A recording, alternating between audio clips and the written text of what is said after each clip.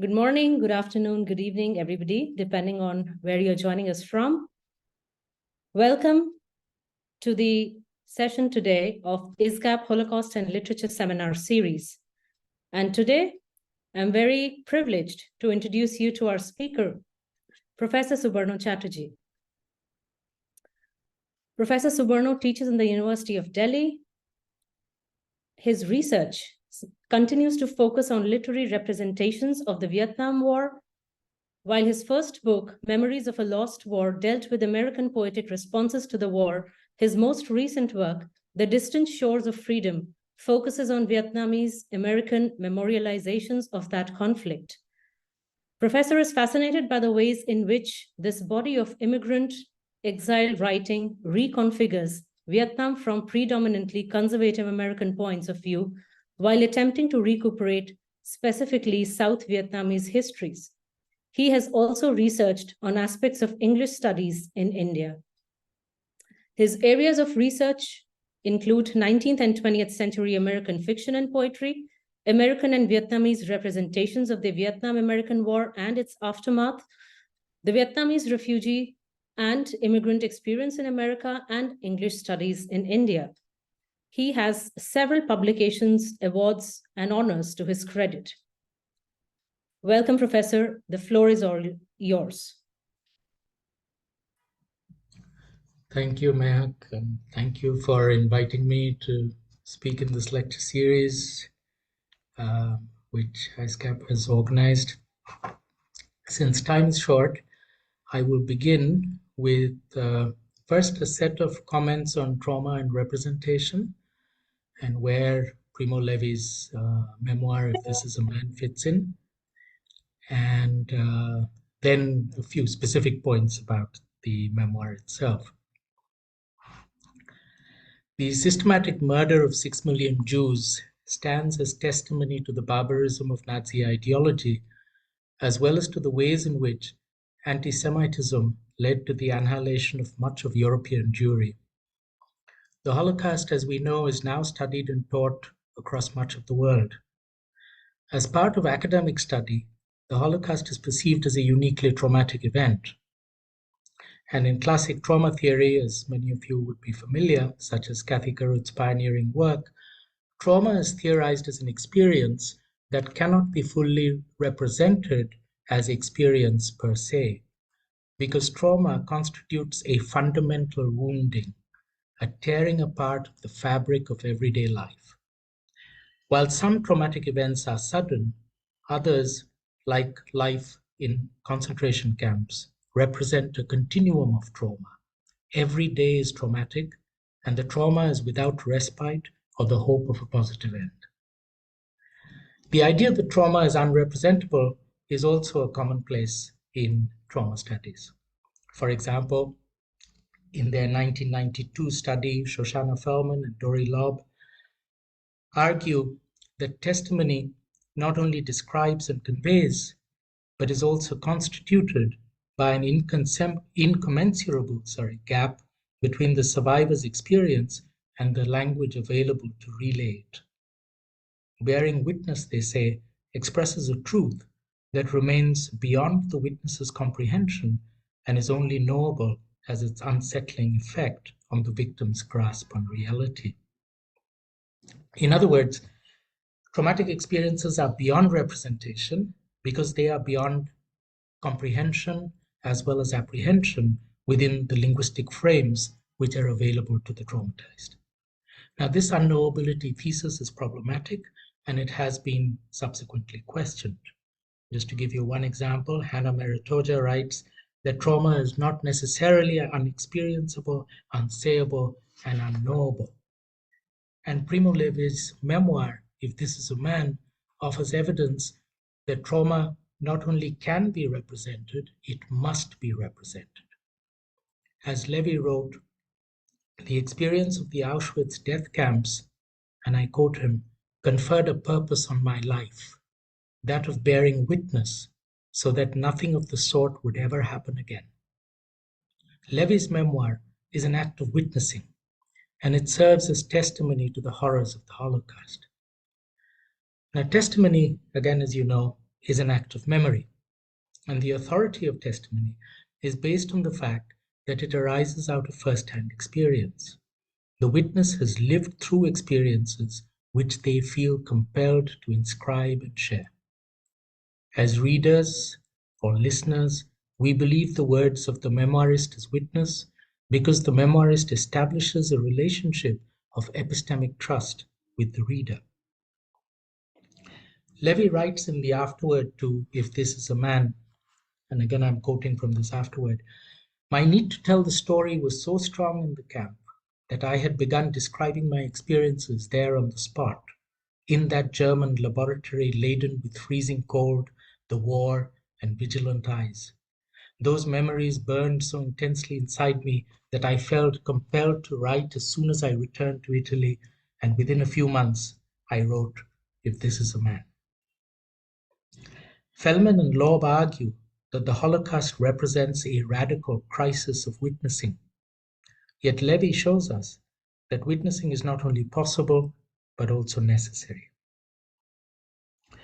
Today, If This Is a Man is considered to be a canonical work of Holocaust testimony. However, as Levi tells us, it was not always so. Again, in his words, the manuscript was turned down by a number of important publishers. It was accepted in 1947 by a small publisher who published only 2,500 copies and then folded. So this first book of mine fell into oblivion for many years. Perhaps also because in all of Europe, those were difficult times of mourning and reconstruction, and the public did not want to return in memory to the painful years of the war that had just ended.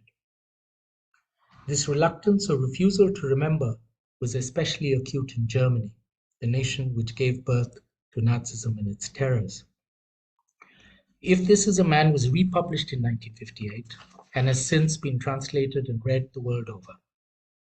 I mention this history of publication only to highlight that Holocaust remembrance was not something that occurred organically or automatically after World War II.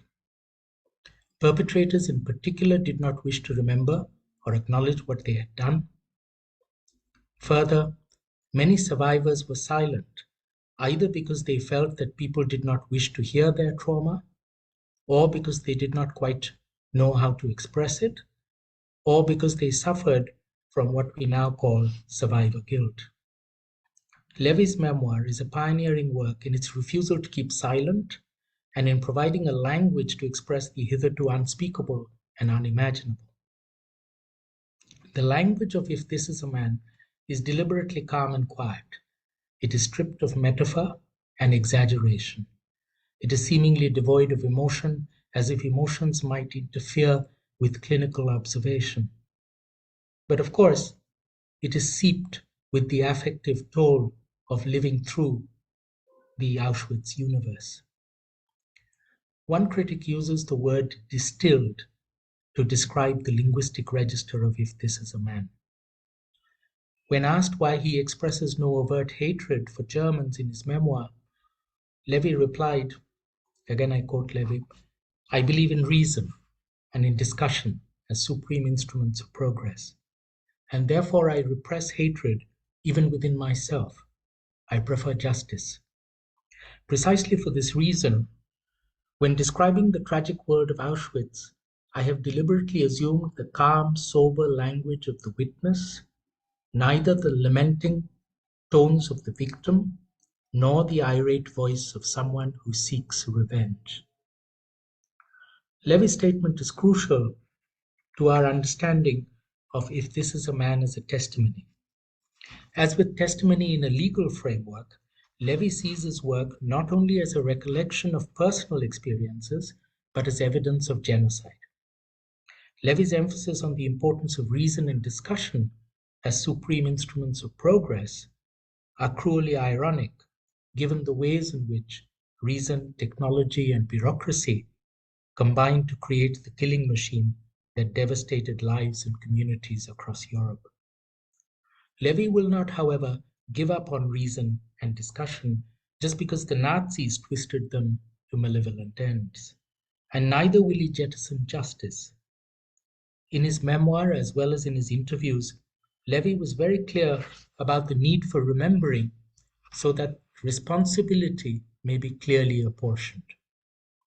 When asked if the Germans knew about the Holocaust, Levi responded in part. His answer is a long and thoughtful one, but I'll just quote 2 sentences. In Hitler's Germany, a particular code was widespread. Those who knew did not talk.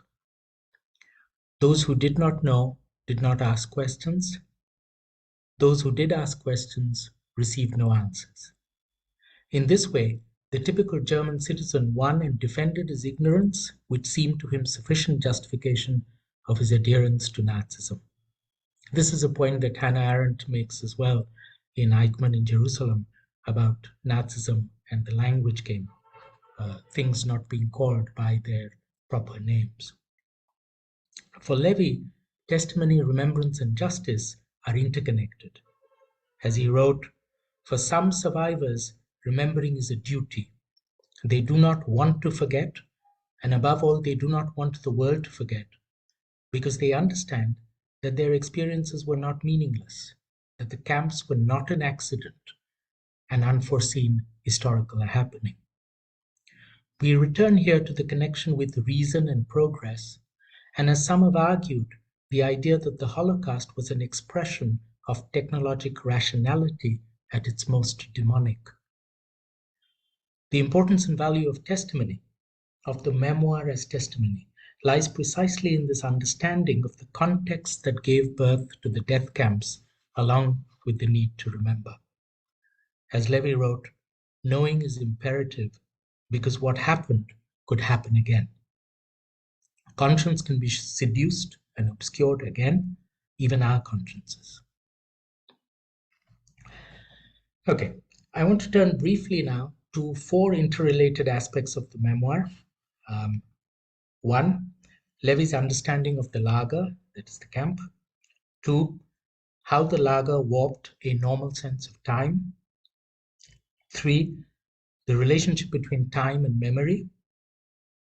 And 4, the idea of goodness and humanity in the camp. Levi writes that the lager was preeminently a gigantic biological and social experiment.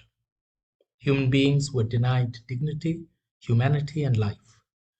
They were reduced, as the Italian philosopher Giorgio Agamben has argued, to bare life, a biological species bereft of names, identities, and communities. It is within this systematic and systematized degradation that Levi lives, observes, and bears witness. As Caroline Dean points out, Holocaust survivors bore witness to being constrained by terror and despised by an enemy committed to their annihilation. Their revelations derived not only from the senselessness of war and persecution, but from their experience of extreme degradation and near annihilation. This is why Josh Cohen, in his book Interrupting Auschwitz, writes that the Nazi concentration camps were the site of the most radical experiment in exclusion yet known to history. And at the heart of this experiment was the demolition of man. Now, one mode of demolition was to destroy or warp a normal sense of time, its value, and the possibility of futures. As Levi writes in chapter 12, titled The Events of the Summer, this is a slightly longer quote, which I'll just read.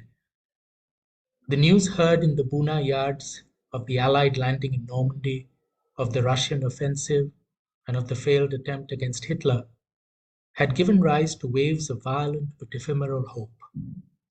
Day by day, everyone felt his strength vanish, his desire to live melt away, his mind grow dim.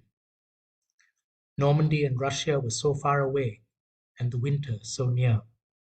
Hunger and desolation so concrete, and all the rest so unreal, that it did not seem possible that there really could exist any other world or time other than our world of mud and our sterile and stagnant time, whose end we were by now incapable of imagining. For us, history had stopped. The Lager, therefore, is the world. And within that universe, neither time nor history have value or meaning. Memory, as we know, is intimately linked to time, to a sense of the past, to hopes for the future. These temporal and psychic markers were rendered meaningless in the camp. In Auschwitz, as Levi tells us, the camp slang for never was morgen früh, tomorrow morning. Levi writes of this relationship repeatedly in his memoir of the relationship between time and memory. Just one or two lines.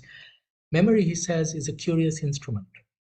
Ever since I have been in the camp, two lines written by a friend of mine a long time ago have been running through my mind. And he quotes the two lines, until one day there will be no more sense in saying tomorrow. So memory is a mode of testimony and bearing witness, but memory is also a moral resource. While it is a moral resource, it is also a source of pain. Levi writes of the pain of remembering, the old ferocious suffering of feeling myself a man again, which attacks me like a dog the moment my conscience comes out of the gloom. Then I take my pencil and notebook and write what I would never dare tell anyone. Testimony, as Todorov observed, is a defiant and deadly act. And in Levi's case, it was literally so, because he would have been killed if his notes were discovered. Bearing witness is also dangerous because it is a recollection of that which one may have repressed or not faced up to fully because it is beyond terrifying. Terrifying not only in terms of possible and immediate death, but also in terms of the compromises one made in order to survive in Auschwitz. In other words, how does one live with memories of a pre-Auschwitz life in Auschwitz and of life in the camp when one is free? Ever since Auschwitz, there can never be a time when Auschwitz has not existed. And in a subsequent memoir, The Truce, Levi dealt with what it meant to live after Auschwitz. Literary verbalization, such as Levi's memoir, serves, as Jeffrey Hartman points out, as a basis for making the wound perceivable and the silence audible. But this verbalization comes at a cost to the writer, to the witness, whose wounds are reopened in recollection. The memory of suffering is related to the sufferings of memory. Levi's memoir bears witness not only to the terror and degradation of the camp, but paradoxically to the possibility of retaining and restoring the idea of what it means to be a man, to be human.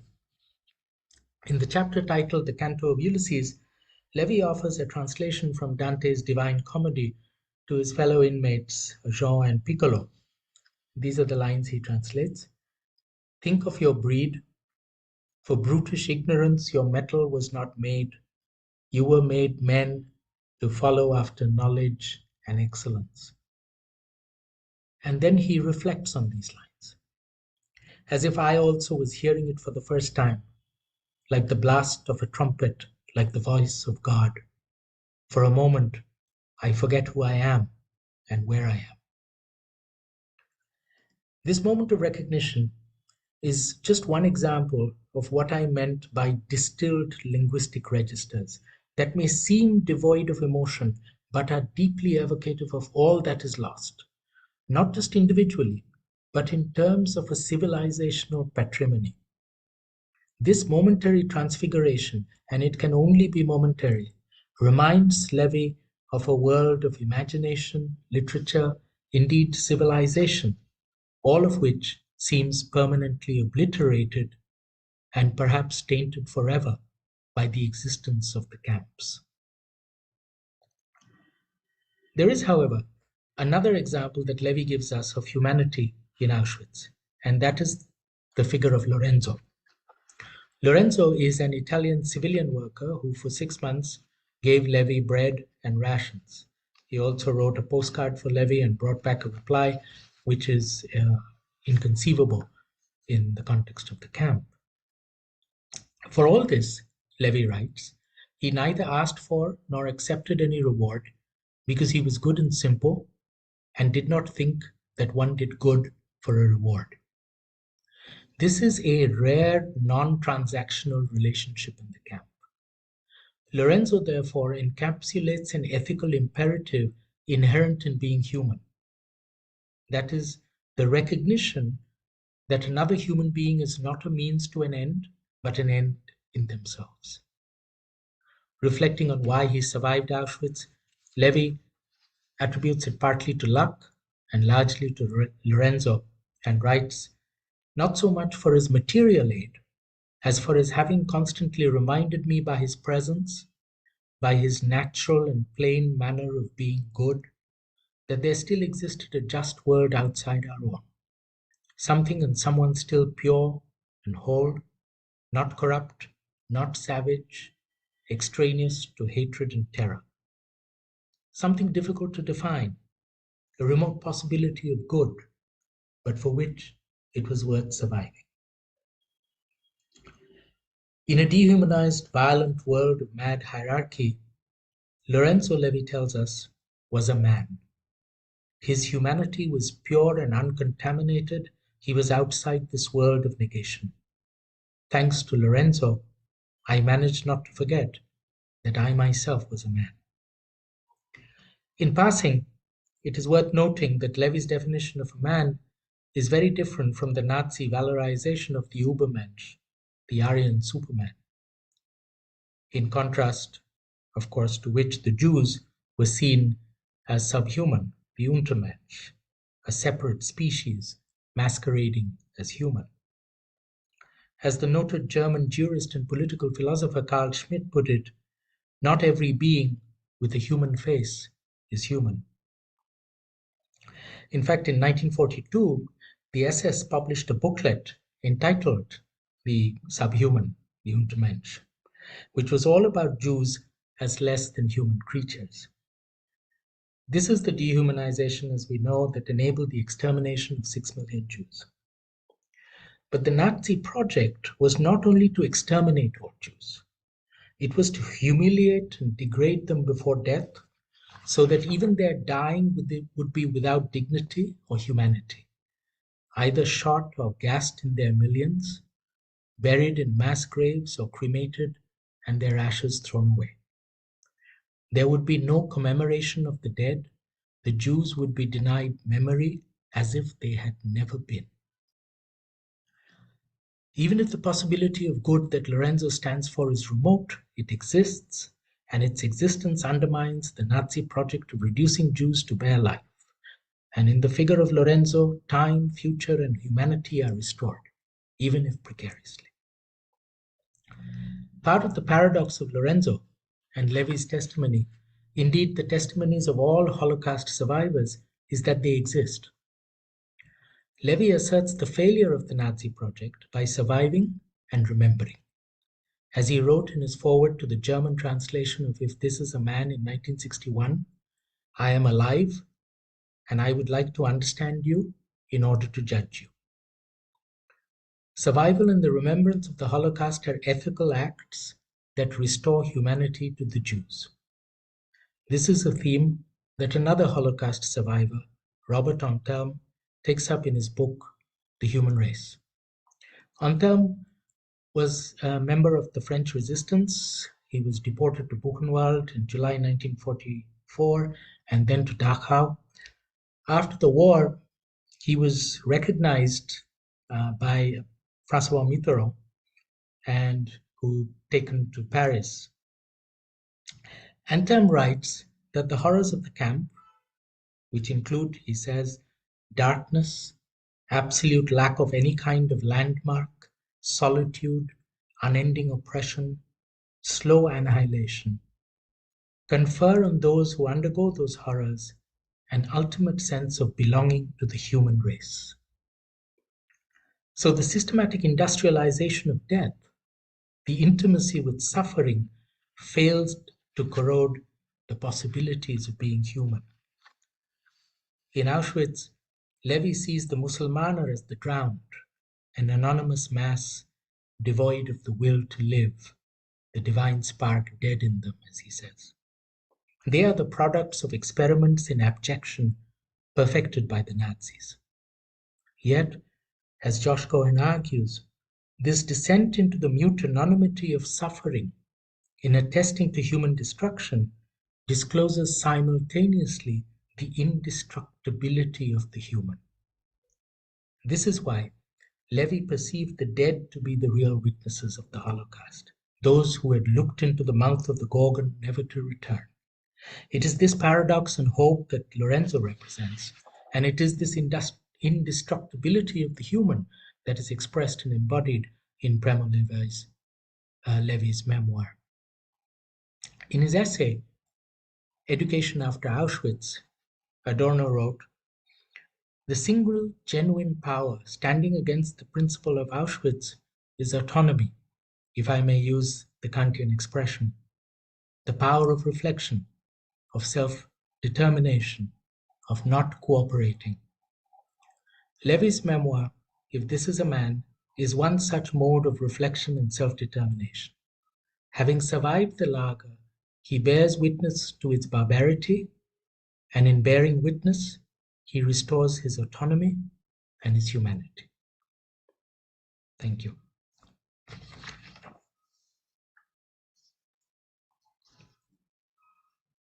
Thank you so much, Professor. I think we all will take a minute for sure of this sobering experience that we all have with your lecture.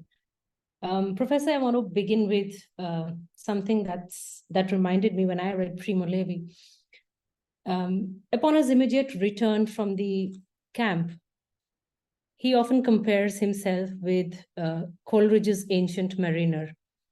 And he says, he's there to tell people of his misfortunes. And then Levi in his work also revisits the troubling issue of the validity of witness. And he says that we are the survivors, but we are not the true witnesses. The true witnesses are those whose voices are mute, and they haven't returned back to tell us what they endured. So my question is, how do we deal with this paradox of the authenticity of witnessing coming from a first-hand survivor and witness? Yes, I mean, you know this as well, if not better than I do, Mahak, that this is something that all survivors deal with in some form or the other, that I survived, and millions of my fellow humans, my people I know, my family, my community is gone. So while the Holocaust, the enormity of what happened during the Holocaust seems unrepresentable, and in some ways, as you said in your question, Levi and others have argued, is perhaps unrepresentable because the real witnesses are dead. Yet, the task that has been given to the survivor is to bear witness. There is a kind of sacred quality to it, a sacralization, bearing witness in that sense as well, not just in the secular sense, I would suggest. Yeah. It is within that paradox, so that that survivors live and bear witness, and Levi's work, the body of his work, is proof of that. That it is terrifying, it is terrible every time, and unlike the Coleridge analogy is useful, but there is no redemption. It is not as if the memoir would lead to catharsis or some redemptive end. But Levi is concerned in his writings, in his interviews, right through, that these events must be remembered. Because if we forget, then we will repeat what was done to us. Thank you, Professor. We have a question from Joseph Levin, and the question is, what is your opinion about Levy's suicide? Was it a suicide or an accident caused by fainting, etc.? Yeah, I'm not sure. From what I've read, it was probably not suicide. It was probably an accident. Yeah.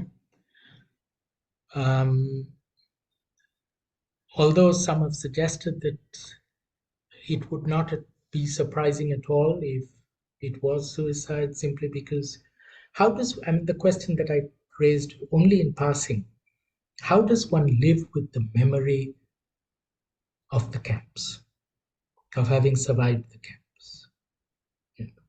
So it's bearing witness is one thing, but to recollect those events again and again, to live with them, is beyond imagination, is beyond terrifying. But yeah, I'm inclined to think that he did not commit suicide, that he fell off the spiral staircase. And I think there are theorists or critics who have argued that there is no direct proof of his suicide because there was no physical evidence, no note, nothing. And even there were no witnesses to his suicide. So yes.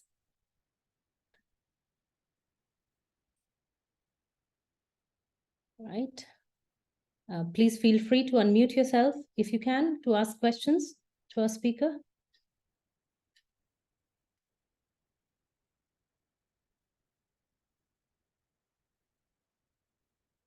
Or while they're still thinking about their questions, Professor, would you please tell us about the course that you taught okay, Douglas Wassett has raised his hand. Yes, Douglas, go ahead. He's rejoining as a panelist to ask. Okay. There you are. Please go ahead and ask your question, Douglas.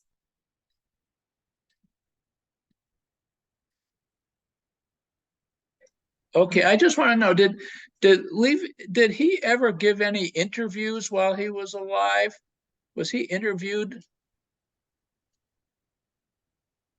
Yes, he was. Actually, quite a bit of what I read in the first part of my presentation was a kind of compilation of his responses to questions that readers had asked him, as well as interviews. So he did give interviews. He responded to readers' questions in great detail, because he was very keen that not just the memory, but the reality of life in the camps not be diminished and not be forgotten. Did he say things in the interviews that were not in the books that he published? Not that I'm aware of. He builds on what he has already written. He expands on them. For instance, in the memoirs that I mentioned, If This Is a Man and the Truth, he doesn't really deal in detail with the motivations of the Germans. Did the Germans know? How is it that an entire society fell prey to or participated in this monstrous ideology? In the response to the readers' questions and to the interviews, he actually deals with some of those in much greater detail than he did in the memoirs. If he were alive today, what would you ask him? I would ask him how we tackle the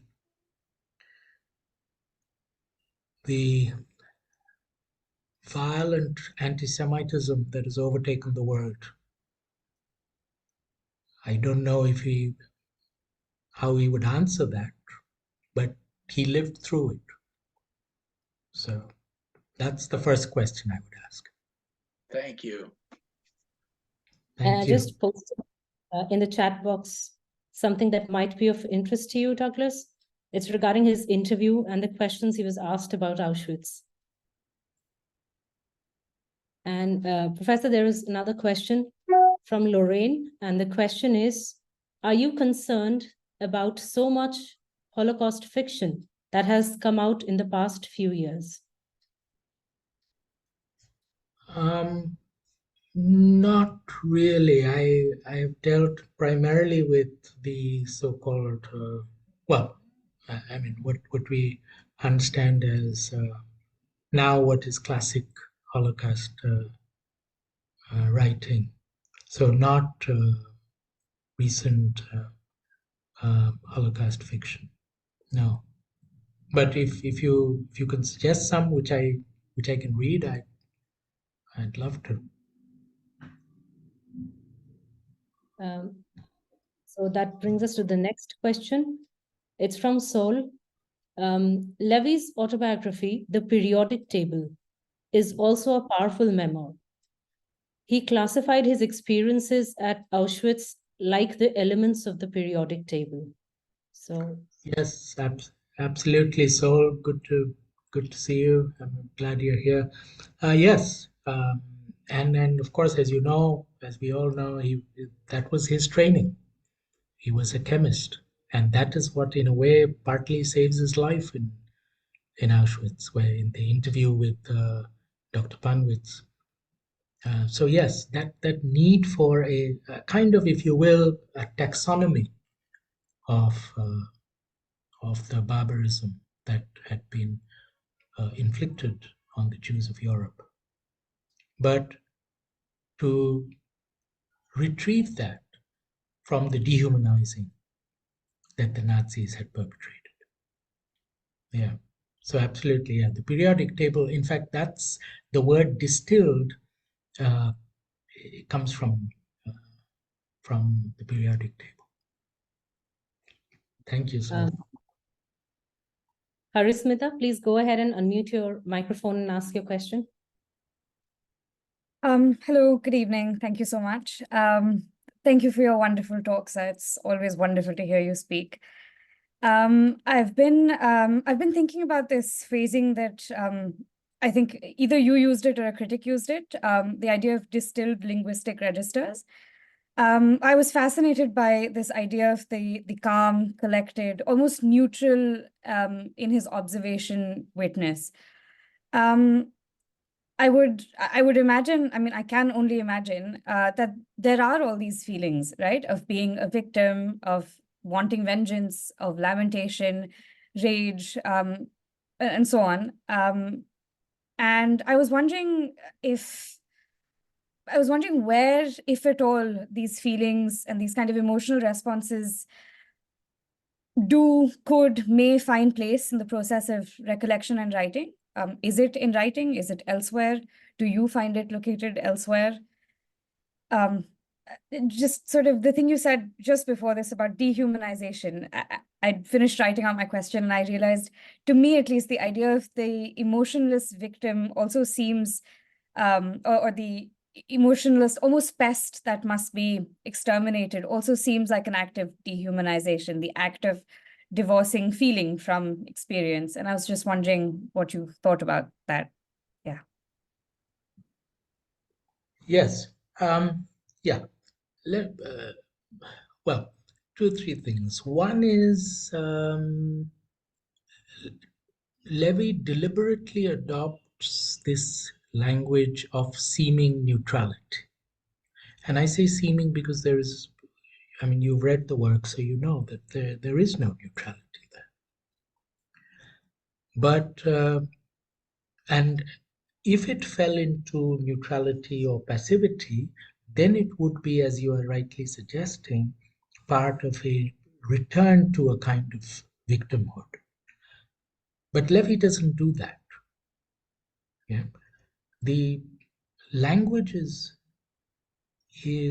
stripped of exaggeration in metaphor, but it is not stripped of emotion. Okay? There is so much that is said in between, even in the translation, because I have not read the original. Even in the English translation, there is so much that is available in the silences as well. And there are, as you recall, moments of anger. And just if you want a quick example, at the end of chapter 13 of If This Is a Man, you remember he is describing how this fellow inmate, Kuhn, is praying. And he says, Kuhn is out of his senses. And then he asks, can Kuhn fail to realize that next time it will be his turn? Does Kuhn not understand that what has happened today is an abomination which no propitiatory prayer, no pardon, no expiation by the guilty, which nothing at all in the power of man can ever clean again? If I was God, I would spit at Kuhn's prayer. Yeah. This is just one example. There are many others. Yeah. That nothing at all, there is no expiation. Yeah? That this is it is not possible, as Levi and others have argued, to say that Auschwitz is over. It is not. It cannot be over. Yeah? So I don't know if that directly answers your question, but I mean, that's my sense, that it is not a removal of the self and feeling, but the necessity. He doesn't want to come across as complaining or vengeful. There are, of course, as you know, other survivors who do not take on this more moderate language. Yeah? So there are survivors who use much more severe, direct language. But just because his linguistic registers are muted doesn't mean that he doesn't feel anger. He says, I have to repress the hate in order to get a sense of, to represent this, to reach out to people who have not been there. Yeah, because that's also the purpose of the memoir. Yeah. So all of us who are reading it across cultures, across generations, who must also remember Auschwitz. Thank you, sir. That does answer my question. I suppose I was just a bit struck by the dichotomy between justice on one hand and not being a victim or vengeance on the other. But you did answer my question. Thank you so much. Josie, please go ahead and ask your question. Greetings. I'm profoundly grateful for this gathering and for the shared thought and wisdom. I personally am fueled to reread for the third time as much as I can. Having been involved in the Shoah interviews in South Africa and in the apartheid exhibitions and education projects, I'm concerned by what has happened over 30 years, that the enormous amount of information is not taking positively in young people, in children, in how they're being overloaded with information that older people have not mediated, digested fully. It's a challenge, and I'm asking whether there are any thoughts as to how one can engage in meaningful conversation with younger people, with teenagers from the ages of about 10, when they read the Anne Frank diary and so on. Thank you. Many, many thanks. Thank you. Thank you for your question. It's something that I'm part of this international program on Holocaust and genocide education, which UNESCO and the US Holocaust Memorial Museum have across the world. They've been doing this for many years, and this is part of what we are trying to address. Exactly this relationship, as you pointed out, between the overload of information and the lack of knowledge. So that, as you're suggesting, I think partly because it is unmediated, and partly because in one of our IPHG meetings, we were discussing this in the context of the virulent anti-Semitism across the world, and perhaps problem with the failure of education, so that we need to teach in different ways. And this is my generational bias, but slow reading. So that slower reading and might lead to clearer thinking. Because some of the, you would know much more about the situation in South Africa, but in the US and many other parts of the world, including my own, there is, as you said, this complete disjunction between there is a disjunction, as I said earlier, between information and knowledge, but that also arises out of the fact that it doesn't matter whether facts are being circulated or not. So conspiracy theories, outright lies, hate speech.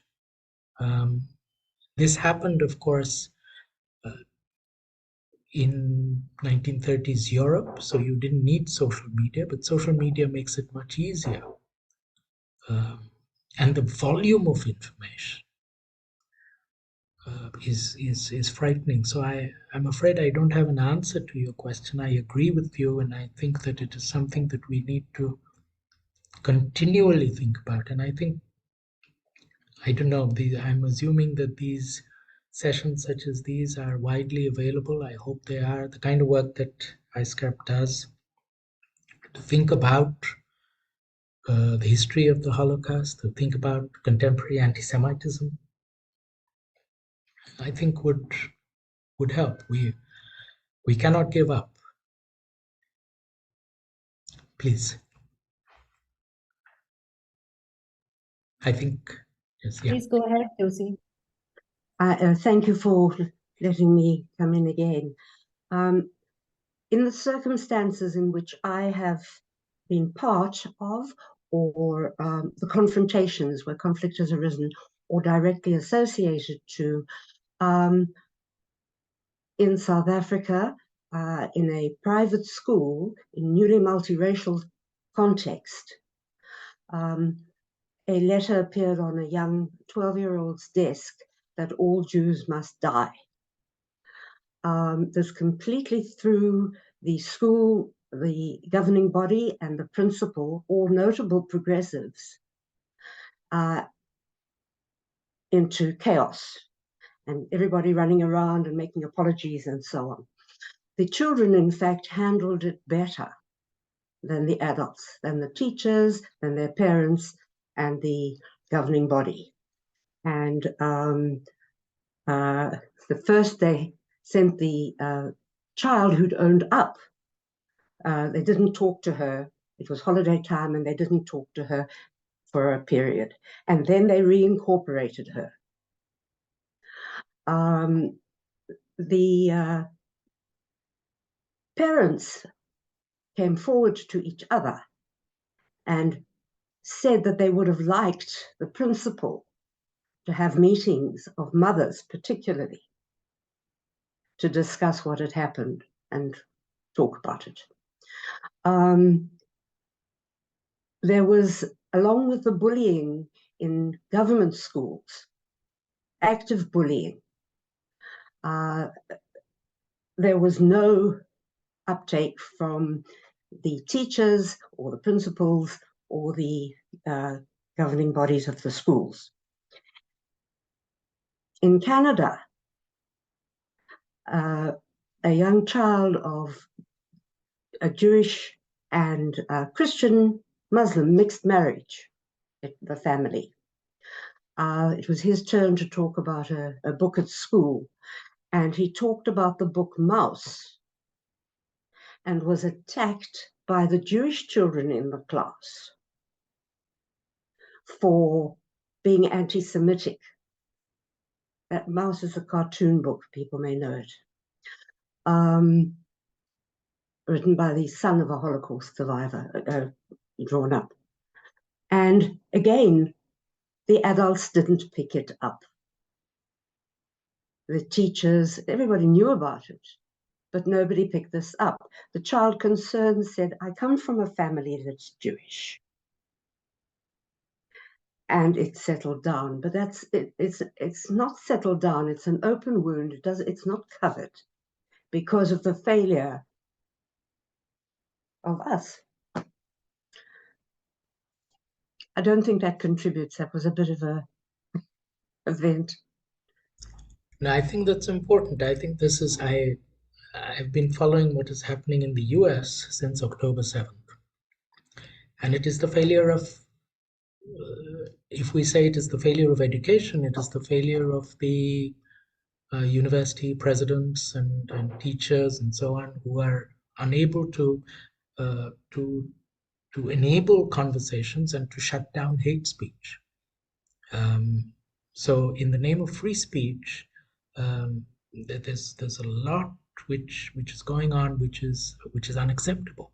There's one notable example which I read about, and that is in Dartmouth College, where they did actually have open conversations. These conversations are never easy or pleasant. They are confrontationist, particularly after October 7th, but even prior to that. But to just pretend that, if Mouse is anti-Semitic, then we might as well just give up. But Mouse, as you know, has been banned in several school districts in the US. So it's not just Canada. This is the way. I don't know what kind of ideological leaning leads to this kind of censorship. And we haven't found yet ways of talking about these very difficult problems. The problems are not going to go away. They seem to have gotten worse. Which is why when Douglas asked me the question, what would you ask Levi? I would ask him, what do we do? We need that kind of wisdom. We need that kind of. I'm sure we have people like yourself, but we need more of that and less of this grandstanding. May I share a very short story? Have you got lots of other questions and comments? Yes, we do. I'll be very quick. There's a little Swahili something. It says, Rabbit, what are you doing? And Rabbit says, I'm going to kill the elephant. Rabbit, what if you don't succeed? I'm going to try again.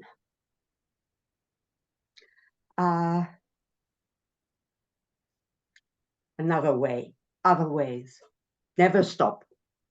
Yeah, I think that's what, again, to go back to an earlier question about Levi's memoir, that is his point. He did not stop. None of these people, Elie Wiesel or anybody they never stop. Thank you. Professor, there's another question. Charlotte, Yeah. And the question is, how does Levy's memoir remain relevant with what's happening worldwide now against Israel and Jews? We now have more info than ever, but we are teaching anti-Jewish propaganda in elite schools.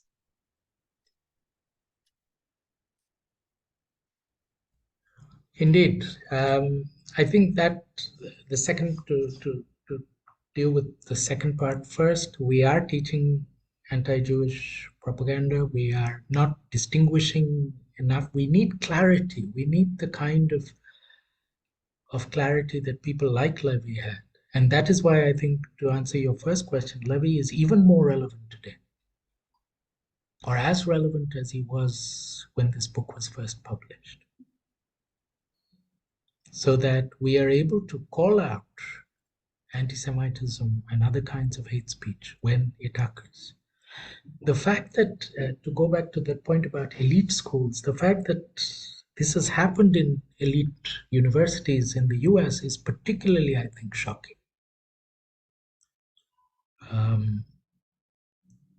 And I think that goes back to the earlier question, which the observation that Josie raised about education. What do we do? And Adorno's essay on education after Auschwitz, I think, would be useful. I think it should be distributed to all these universities. Because he is not moralizing, he is not, but he's saying that we must, well, the main aim, as he says right at the beginning of the essay, after Auschwitz, is that it must never happen again. So, first principles. Yeah, again, I don't know if I've answered your question, but I think Levy remains very sadly very relevant. Well, thank you so much, Professor. And before we wrap up in another minute or so, just before we wrap up, I would love to share your opinion about how do you bring Primo Levi in your classroom, and how do you begin with? Because students, many students we know in these universities, they do not have sufficient prior knowledge of the Holocaust. So how do you break out this knowledge to them? Yeah, this text is taught as part of a master's course on violence and memory studies. There are other texts which don't deal with the Holocaust. Yes, you're right. We cannot assume pre-knowledge about the Holocaust. So some background has to be given, because the Indian school system does not teach specifically about the Holocaust. That part of the IPHG project is to introduce the Holocaust as in pedagogical terms in secondary schools, grades 9 and 10. The other thing, of course, is that students have preconceptions and misconceptions. Yeah? So from popular culture, for instance, yeah? There are Hindi films which misrepresent the Holocaust. A very recent one which did a terrible job of some of the myths about the Holocaust.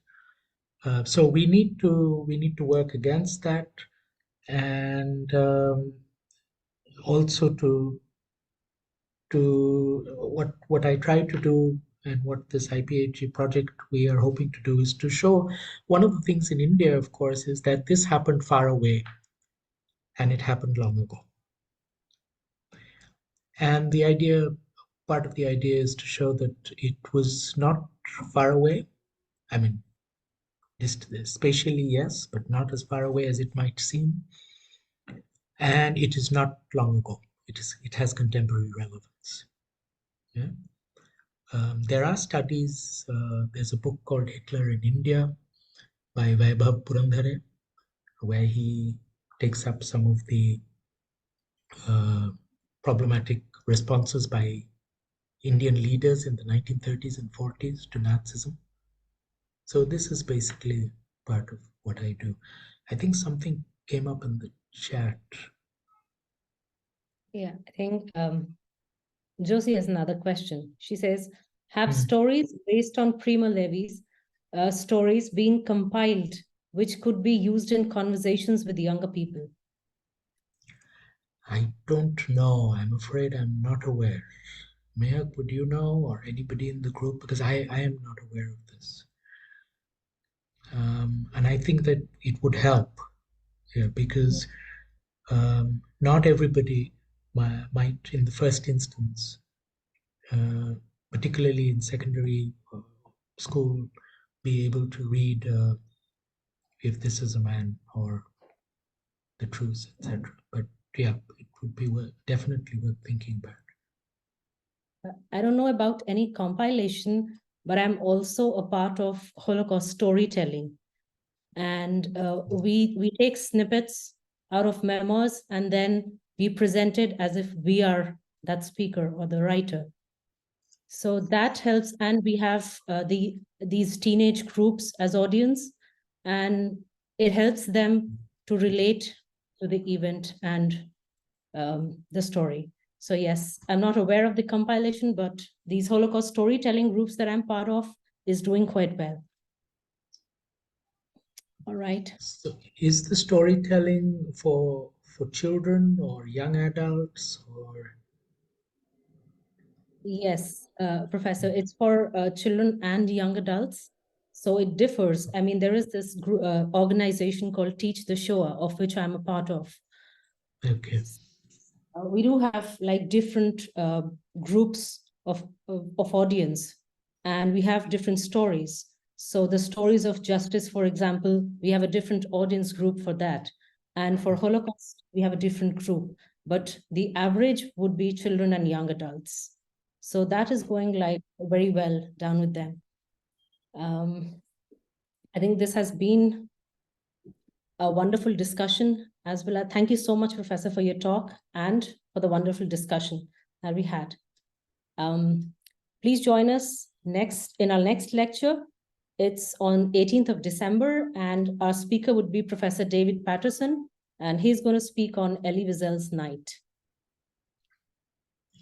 Thank you. Thank you so much.